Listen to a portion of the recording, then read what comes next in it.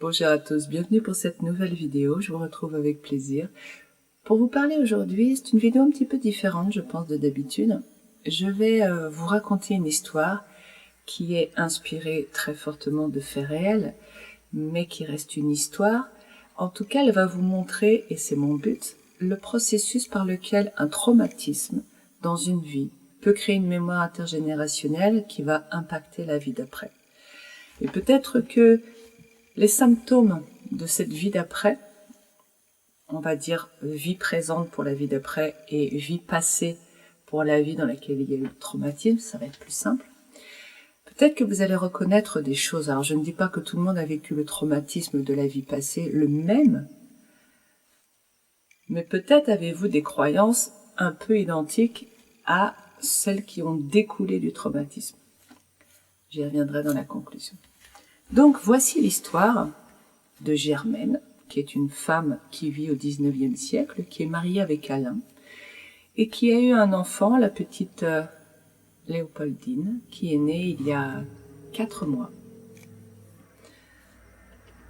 C'est une femme qui vit donc à cette époque-là par le métier de son mari, c'est-à-dire que c'est lui qui ramène l'argent, elle s'occupe de la maison. Et ce soir-là, Germaine trouve dans la poche de la veste de son mari un message de sa maîtresse qui lui dit qu'elle l'attend.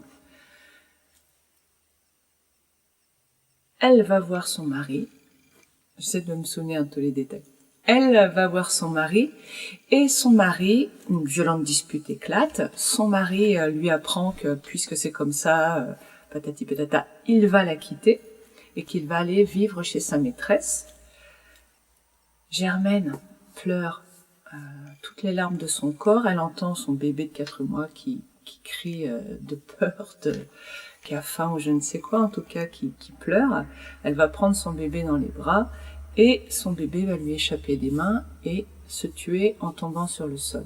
Vous allez me dire, mais mon Dieu, cette histoire, elle est horrible. Oui, elle est horrible. C'est un traumatisme, d'accord ? Est-ce que c'est une histoire imaginaire ou pas ? Bah, plus ou moins, hein, mais l'important n'est pas là. Par la suite, qu'est-ce qui va se passer pour Germaine ? Elle est totalement traumatisée par ce qui vient de se passer. Et elle va mourir. Suicide, elle se laisse dépérir. Je ne sais pas trop les détails de l'histoire, en tout cas, elle va mourir. Quelles sont les croyances qui ont émergé de ce traumatisme ? Première croyance, liée à son mari.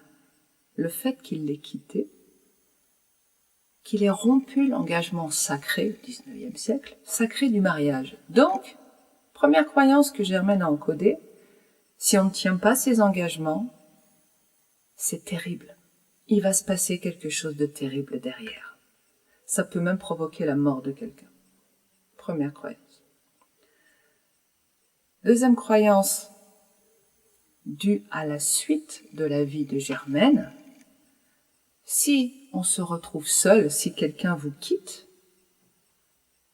si votre mari en particulier vous quitte, mais si quelqu'un vous quitte, parce que sa fille Léopoldine est partie aussi, l'a quittée, elle est morte, mais elle l'a quittée, eh ben on en meurt aussi. Parce que c'est ce qui a fini par arriver à Germaine. Ok. Donc il y a deux concepts. Il faut bien comprendre qu'une croyance, ce sont des mots très précis, puisque un mot, une vibration, mais c'est aussi un concept, c'est-à-dire qu'il y a quelque chose qui est souvent un peu plus large derrière que les mots précis. C'est-à-dire que pour un même concept, un même sac, vous pouvez avoir, on va dire, voilà, au lieu de prendre un sac, je vais prendre l'exemple d'une plante. Pour une même plante, vous pouvez avoir plusieurs racines.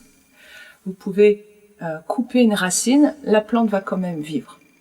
Parce qu'en fait, ce sont toutes les racines liées à la plante qui ont besoin d'être sectionnées pour que la plante, la mauvaise herbe de la croyance néfaste, puisse dépérir.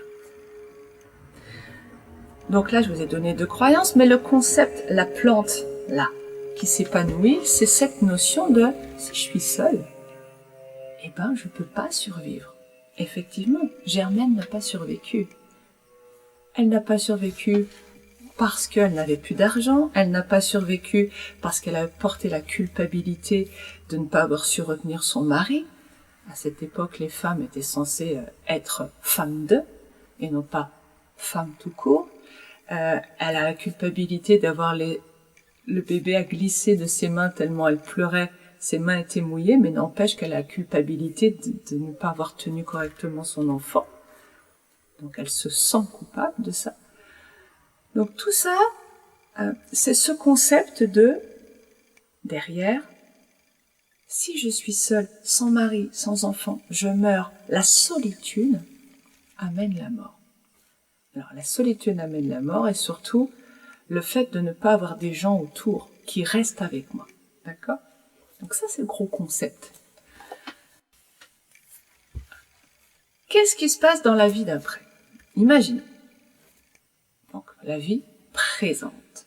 Germaine se réincarne. Elle a oublié, évidemment, toute l'histoire qui s'est passée.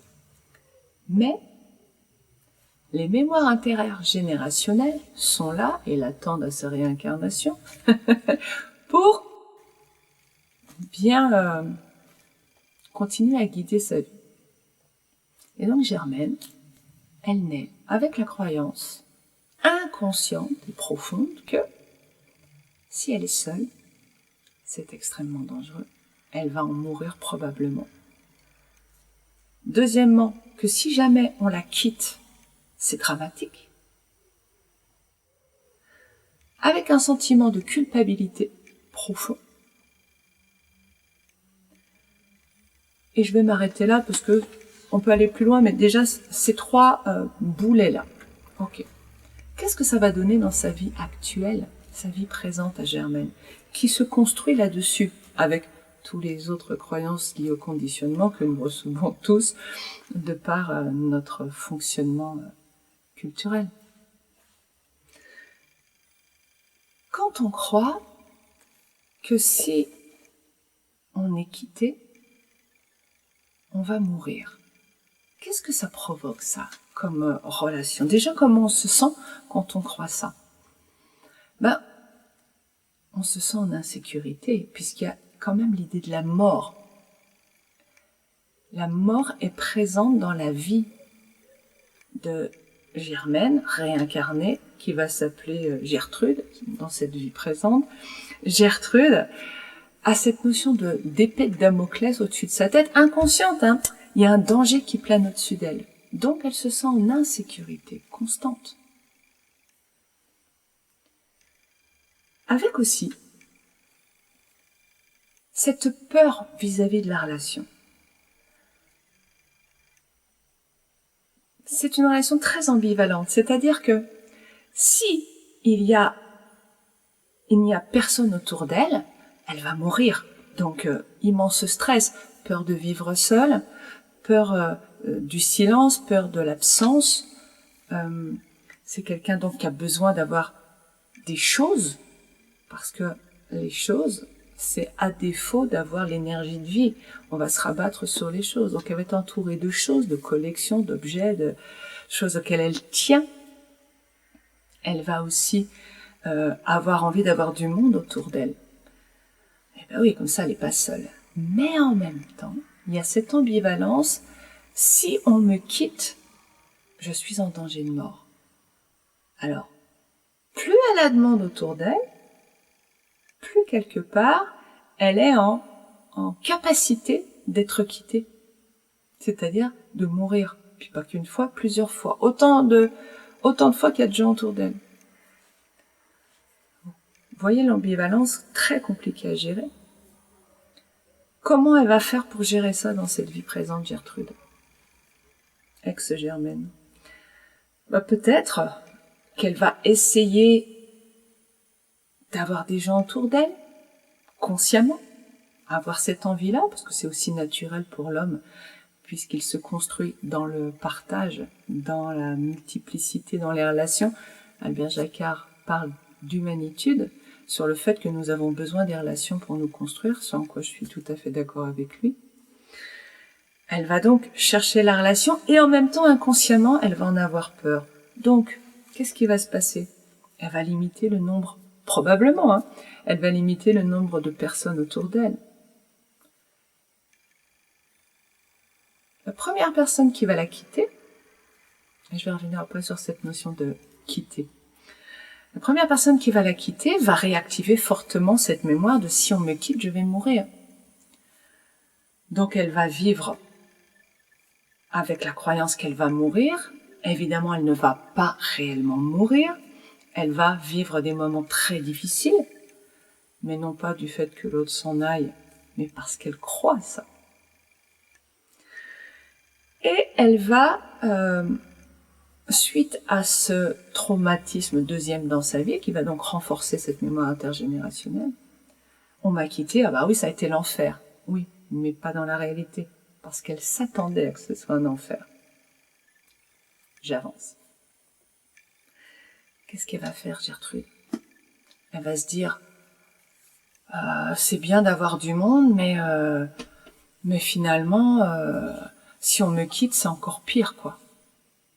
Alors, elle va trouver une forme d'isolement, réduire vraiment à la portion congrue, peut-être se recentrer sur une seule personne, une amie fidèle, un ami, un époux, une femme. Alors, je parle en général, parce que Gertrude va plutôt chercher à avoir une personne dans sa vie, mais pas une femme, quoi qu'elle pourrait. Cela dit, ça ne change rien. Elle pourrait effectivement aller vers les femmes, sachant qu'elle a été déçue par son ex-mari.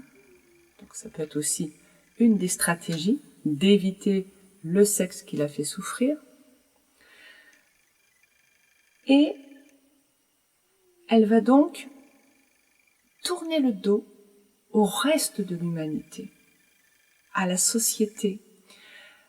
Ça ne veut pas dire qu'elle va aller contre, mais simplement elle va vivre dans un certain isolement. Je vous ai déjà parlé de cette notion dans la vidéo sur les changements, selon l'angle scientifique, cette idée que je suis sur une case dans un damier géant et que je suis dans un angle et je tourne le dos à 7 ou 8 milliards maintenant de personnes.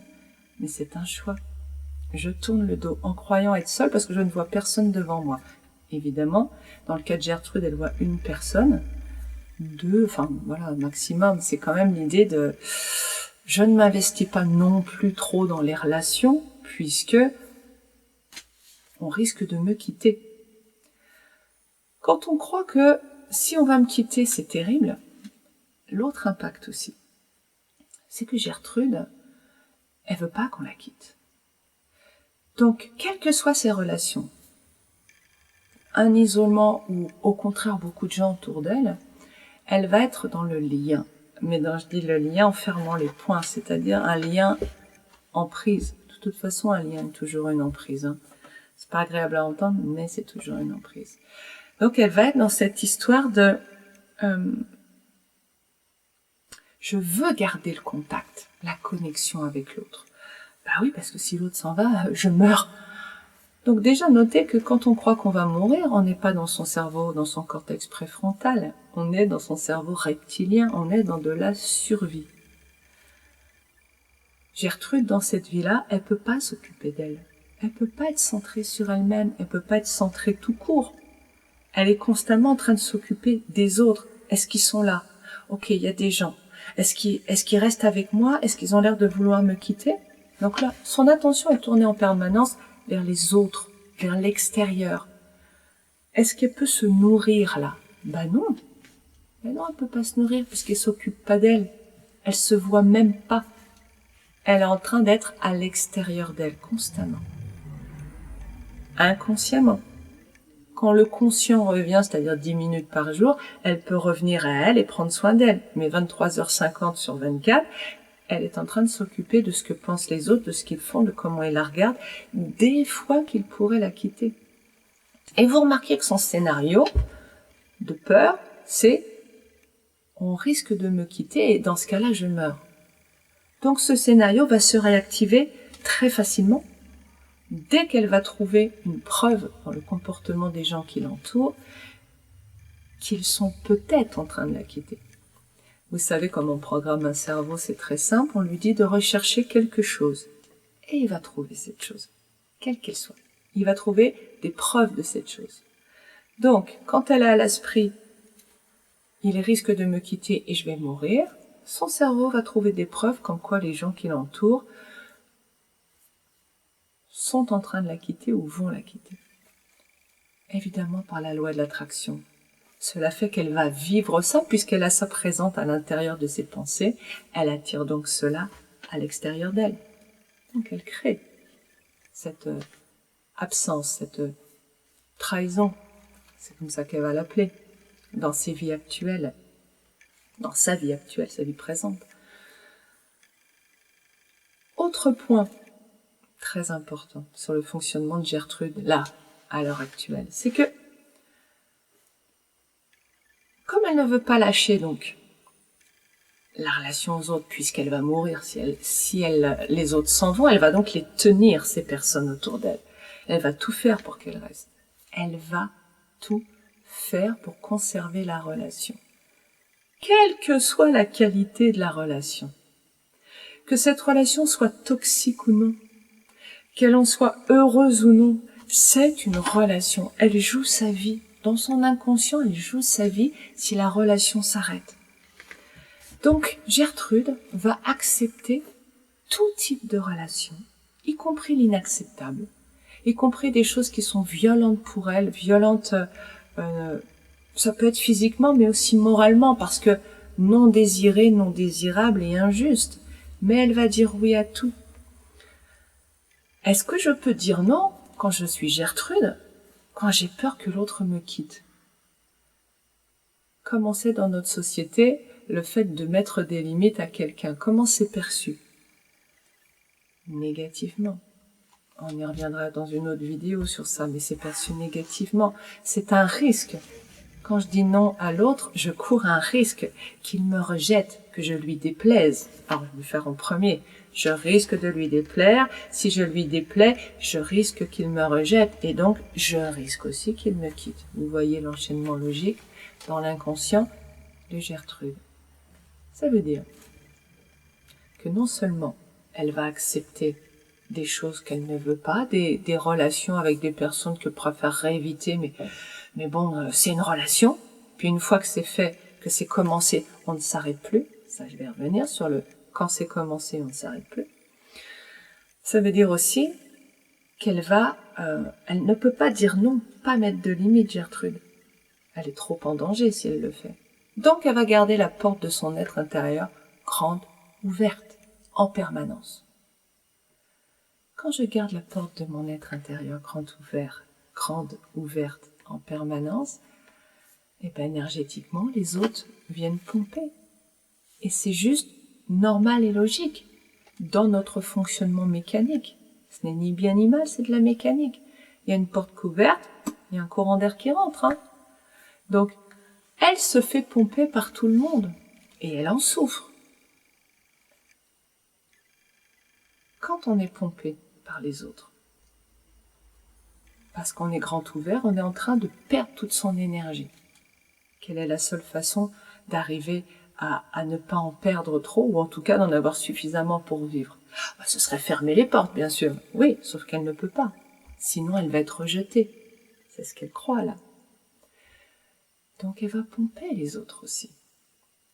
Inconsciemment, indirectement, elle va pomper. Donc, nous sommes dans une relation, pour Gertrude, qui ne vit que je me fais pomper, je pompe les autres, ou je pompe les autres, je me fais pomper. Ça fonctionne pour elle de cette façon. Elle n'est donc pas dans l'amour d'elle-même, bien évidemment. Elle est dans ce rapport d'emprise réciproque, à dire oui à tout, à se soumettre aux personnes avec qui elle est, pour ne pas leur déplaire. Ça peut aller jusqu'à une certaine forme d'esclavage, mais librement consenti. Oui, mais c'est pas grave, au moins, non, c'est pas si terrible, pense-t-elle à l'heure actuelle. Mais elle ne sait pas que c'est à cause de ce traumatisme. Il y a d'autres choses, hein. Il y aurait beaucoup à dire sur cette situation et sur ce passage. Vous voyez quand même comment, à partir d'un traumatisme vécu là, je vais recréer des croyances qui vont donner donc des mémoires intergénérationnelles qui vont sauter à la vie suivante. Gertrude, si elle a des enfants dans cette vie présente, elle va leur transmettre ces croyances-là, ces boulets énergétiques-là, elle va transmettre ça. Les enfants arrêteront de culpabilité, de cette peur profonde d'être seuls parce qu'un truc va arriver, leur mort. C'est inconscient, hein, c'est ce sentiment de malaise quand on est tout seul, de personnes qui doivent mettre la musique, par exemple, pour éviter le silence, parce que c'est oppressant. Bien sûr que non, bien sûr que le silence n'est pas oppressant. Ce n'est pas le silence qui est oppressant. Le silence, c'est l'état naturel, j'ai envie de dire. Ce qui est oppressant, c'est la croyance que je vais mourir s'il y a rien autour de moi qui bouge, parce que je ne suis pas capable de me nourrir seule. Alors, oui, peut-être, allez, je vais rajouter ça, spécialement pour vous. Il y a aussi évidemment cette croyance, si je suis seule, je vais mourir, c'est cette incapacité à être autonome. Je deviens une sorte de sensu, puisqu'on est dans le pompage réciproque, mais je suis pas autonome, je suis pas capable et je suis une esclave. Quelque part, je suis presque un objet. Gertrude, là, dans cette vie-là, eh bien, comme elle accepte l'inacceptable, comme elle est incapable de se nourrir elle-même énergétiquement, elle devient la victime impuissante de ce qui se passe autour d'elle. C'est ce qu'elle croit. Je vais, dans une prochaine vidéo, vous parler un petit peu plus de ça, de cette histoire de victime impuissante. Donc Gertrude, dans cette vie, devient la victime de la vie, ballottée par une vie triste, souffrante, isolée, ou alors avec des gens qui la quittent. C'est terrible, c'est triste, c'est moche. Sauf qu'en fait, elle n'est pas la victime, c'est les croyances nées du traumatisme. Parce qu'un traumatisme ne donne pas forcément des croyances. C'est la façon dont je regarde ce qui s'est passé qui fait que ça devient un traumatisme. Mais la façon dont je regarde ce qui s'est passé est liée déjà à mes programmes préexistants. Si vous avez besoin que je développe ça, n'hésitez pas à me le dire dans les commentaires. Ok, la conclusion de tout ça. La conclusion, c'est que je vais faire une vidéo bientôt qui va vous expliquer comment notre âme, entre la vie passée et la vie présente, va essayer de mettre en place des conditions qui nous permettent d'évoluer et de lâcher ces traumatismes, c'est-à-dire ces croyances et ces mémoires. Donc ça, je vous en parle plus tard. La seule chose que je voudrais vous dire pour terminer cette histoire, c'est que, et c'est quand même un point important, quitter. Alain l'a quitté. Ça veut dire quoi, quitter? Ça veut dire qu'il est parti. Mais c'est quoi la nuance entre partir et quitter? Et là, je vous invite à réfléchir aussi, bien sûr, comme d'habitude.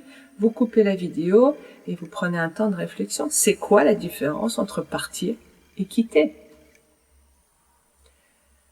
Quand on dit quelqu'un est parti, c'est assez neutre pour remarquer. Quand on dit quelqu'un m'a quitté, vous sentez bien que c'est pas la même charge émotionnelle derrière.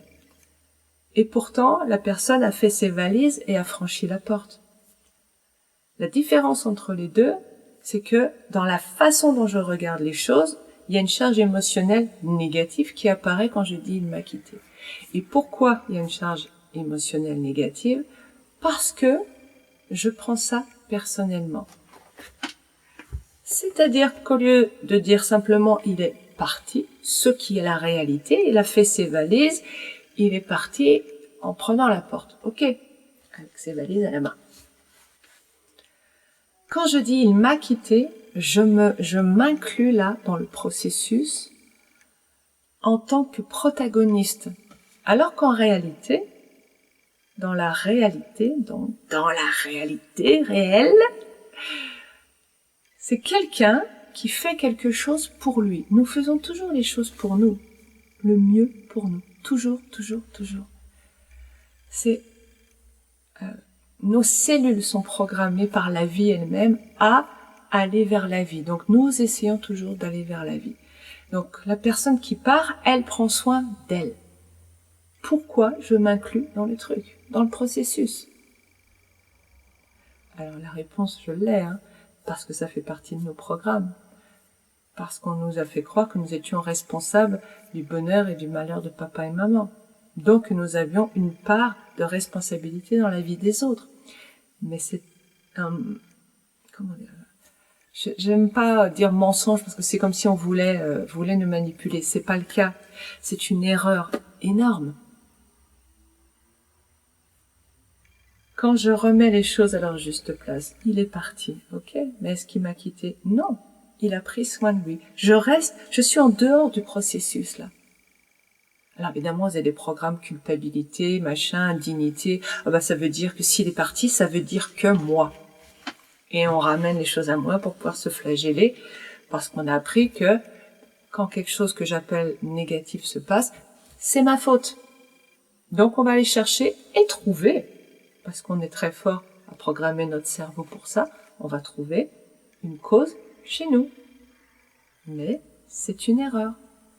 C'est une aberration. La raison, elle est ici.